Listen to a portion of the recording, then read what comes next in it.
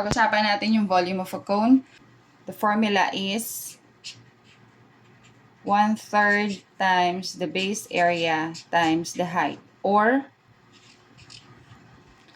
volume is equal to the base area times the height all over 3.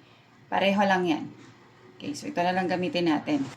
Yung base ng ating cone is a circle. So, recall natin yung area ng circle, that is pi r squared. So, instead of b, ito na lang ang lagay natin directly. V is equal to yung base area, which is pi r squared times the height all over 3.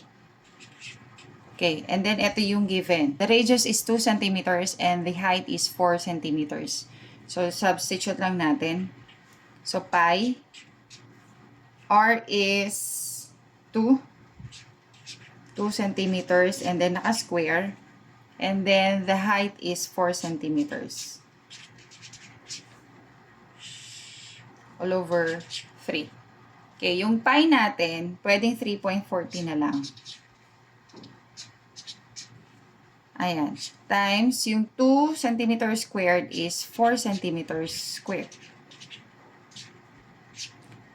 I-distribute natin yung exponent. 2 squared is 4 and centimeter squared is centimeter squared. Times 4 centimeters.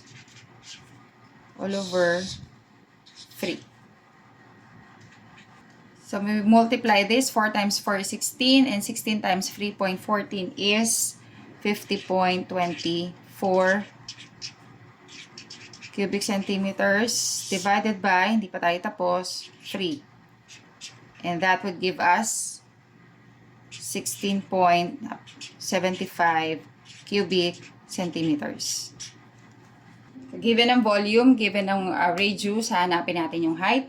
Pi r squared h all over 3. So, substitute na muna natin yung values. Pero pwede na kayo mag-derive kung sanay na kayo. But I suggest na kapag ganito, mas madali, i-substitute na lang yung values hanggang sa makita ninyo kung ano hinahanap. So, volume is given. So, 120 centimeters cubed is equal to pi is 3.14. R is 4 centimeters and then naka-square times h all over 3. So, itong 2, i-distribute din sa lahat ha. So, this is 120 centimeters cubed is equal to 3.14 times 4 squared is 16 and then centimeter squared is centimeter squared times h all over 3.